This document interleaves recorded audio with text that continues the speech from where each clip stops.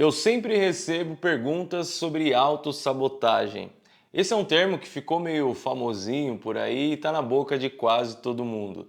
E assim como qualquer coisa, qualquer conceito, qualquer termo que fica muito popular, também tem muita gente que fala muita besteira para se resolver isso, ou seja, da explicação do que é isso realmente. É por isso que hoje a gente vai entender a autossabotagem do ponto de vista científico, desde o que é realmente autossabotagem até o que a gente pode fazer para talvez melhorar essa questão e quem sabe eliminar esse comportamento de uma vez por todas. O meu nome é Kelvin Corrêa, eu sou especialista em neurociências e comportamento humano e aqui nesse canal eu trago vídeos sobre hábitos, sono, emoções e tudo mais o que tiver a ver com o seu cérebro e o seu comportamento. Autossabotagem, vamos lá. Se você está passando por isso, eu entendo completamente aí todas as emoções, os sentimentos que você tem muito negativos em relação a tudo isso. É aquela sensação, parece, de impotência, de mesmo que você tenha dado a sua palavra, mesmo que você tenha decidido aquilo, você não ter cumprido nem 10% daquilo que você imaginou. É aquela frustração constante de ter colocado uma expectativa muito grande de mudança e nada daquilo ter se aplicado realmente na prática. Enfim, esse cenário onde parece que nós estamos jogando contra nós mesmos é extremamente desconfortável e soa até estranho, não é? Por que eu faço algo ruim para mim, mesmo sabendo que isso é ruim, mesmo sabendo que isso vai me prejudicar? Esse tipo de comportamento parece muito contraprodutivo e até contra-evolutivo, não é? E para entender isso melhor, você precisa saber primeiro que o termo autossabotagem não é a palavra, vamos dizer assim, não é a colocação mais correta para descrever isso que as pessoas querem dizer. E até, na verdade, é uma palavra pouquíssimo usada dentro do meio científico, dentro dos estudos sobre comportamento. As duas formas, talvez um pouco mais corretas de se descrever, de se chamar realmente isso que está na cabeça das pessoas que elas falam que é autossabotagem, é desregulação comportamental ou dissonância cognitiva. Talvez sejam nomes um pouco estranhos para você, os termos técnicos às vezes não são os melhores para a gente conversar assim de uma maneira mais prática, mas de maneira bem simples, eles querem dizer nada mais do que um certo desalinhamento entre aquilo que você considera o eu, as suas crenças, os seus valores, as suas decisões e a sua consciência daquilo que é o seu comportamento na prática, no mundo real. O que poderia até levantar um tópico interessante e muito estudado pelas neurociências é se nós realmente temos livre-arbítrio ou não. Porque se você decidiu por A mais B, por exemplo, que comer muita sobremesa, comer muito doce, muito açúcar, é extremamente ruim para você, que você vai ter um problema de saúde em breve, e mesmo assim continua tendo esse comportamento, você não concretiza essa sua decisão no mundo real, será que você realmente está tomando as suas decisões? Será que você realmente tem 100% de escolha daquilo que você vai fazer? E esse é só um exemplo, tá bom? Isso aqui vale para basicamente tudo na sua vida, desde ficar sabotando o seu relacionamento sendo muito ciumento ou muito ciumenta, até sabotar um projeto, quem sabe aí alguma decisão, alguma coisa muito importante na sua vida, deixando aquilo extremamente complexo a ponto de não conseguir colocar em prática, assim, vamos dizer, esquivando e evitando aquela possibilidade de fracasso. Será mesmo que a gente tem total controle sobre todos esses comportamentos? Esse é um assunto até um pouco polêmico, né? E que merece um vídeo só para discutir isso aqui,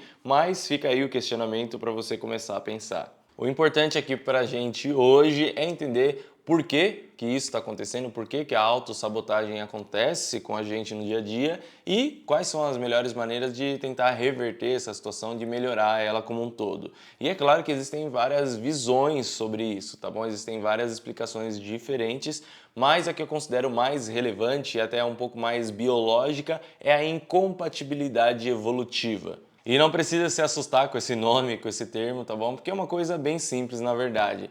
A incompatibilidade evolutiva, nesse caso aqui pra gente, só quer dizer que o nosso cérebro, ele tem certas configurações, certos padrões de funcionamento que estão desalinhados com o nosso mundo real, com o nosso ambiente que a gente vive hoje. E o melhor exemplo para explicar isso aqui, sem dúvida, é falando de comida, falando de alimentação. O seu cérebro ele é programado para consumir o máximo de calorias possíveis Porque na época das cavernas a gente não sabia quando ia ser a próxima oportunidade, talvez de uma caçada dar certo ou de encontrar uma árvore cheia de frutos. Porém, o ambiente que a gente vive hoje, a realidade que a gente tem, não é mais de uma escassez completa de alimentos. Hoje a gente tem realmente uma abundância, né? Tem uma quantidade de alimento disponível muito grande.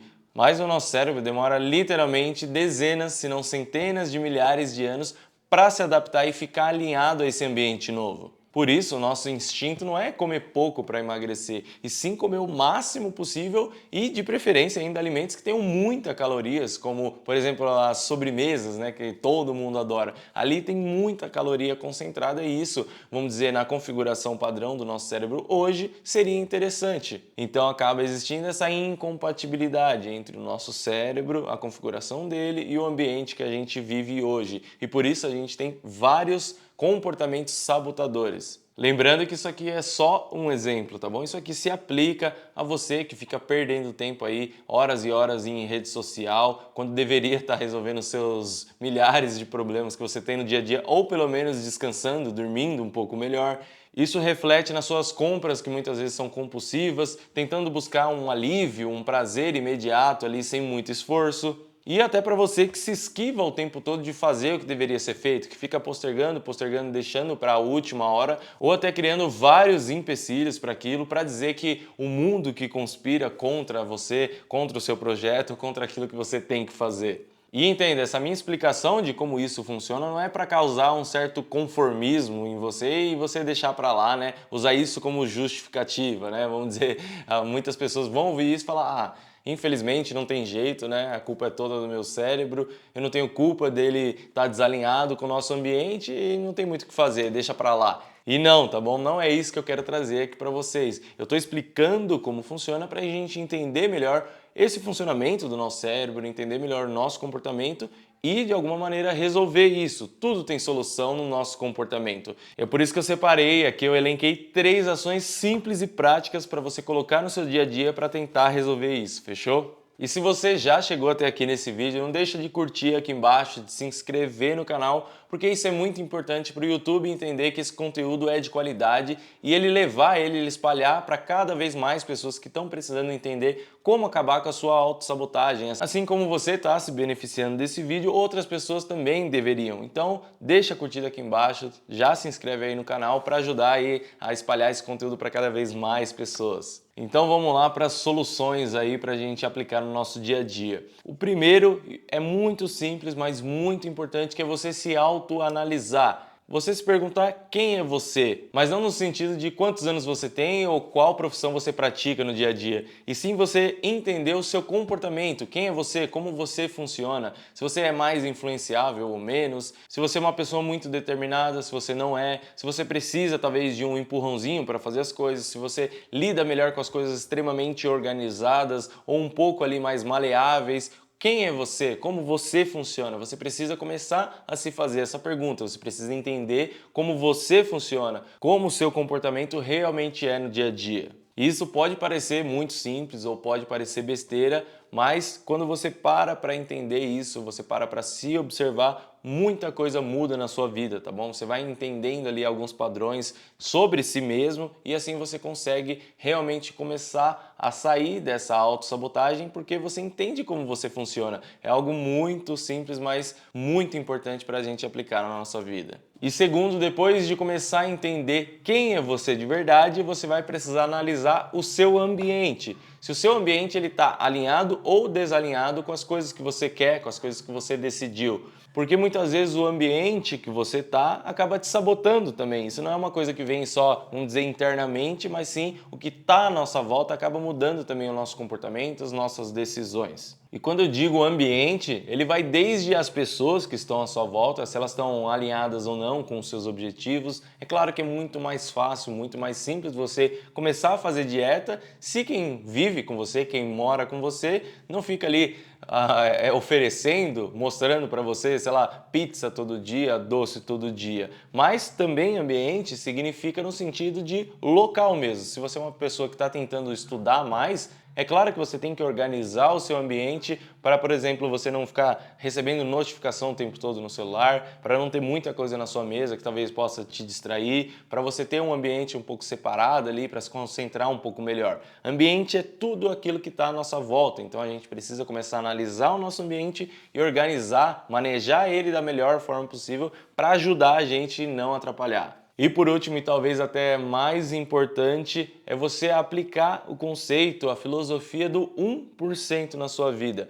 Muitas vezes, quando a gente está buscando uma mudança de comportamento, a gente tenta ser muito perfeccionista e a gente acha que tudo vai ser de uma maneira específica. Mas esquece isso. A mudança de comportamento ela precisa ser devagar. A mudança de comportamento precisa ser gradual para a gente ter adesão àquilo e não abandonar daqui a pouco. Então, sempre que você estiver percebendo que você tem um pensamento, um comportamento de autossabotagem, pensa em colocar pelo menos 1% daquilo que seria o correto ou mais ideal para aquela situação. Se você está buscando começar a fazer exercício físico, por exemplo, você não precisa se cobrar, você não precisa tentar fazer 100% correto aquilo, você não precisa tentar cumprir, vamos dizer, 100% daquela agenda de exercício. Tenta fazer 1% certo, pelo menos. Aquele dia que você está começando a se auto-sabotar, começando a inventar desculpa para não colocar o comportamento em prática, vamos dizer que você iria fazer ali, sei lá, 1 hora de algum exercício. Faz 1% disso,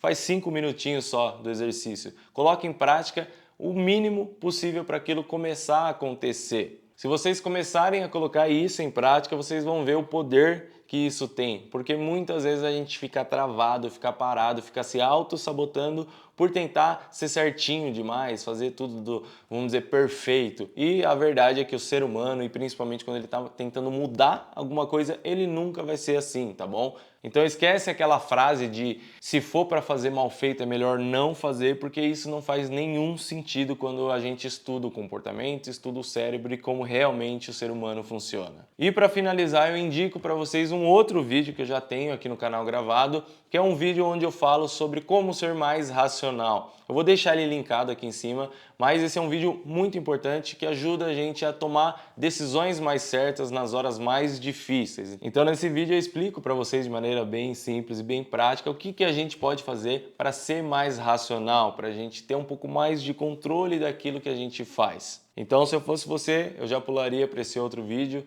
que eu vou deixar aqui na tela final, eu vou deixar linkado aqui em cima, mas não deixa de assistir porque ele é muito complementar a esse conteúdo aqui, tá bom? Então, por hoje é isso, eu espero que esse vídeo tenha te ajudado de alguma forma. Não esquece de se inscrever aqui no canal porque eu lanço vídeo toda semana e eu te vejo no próximo vídeo.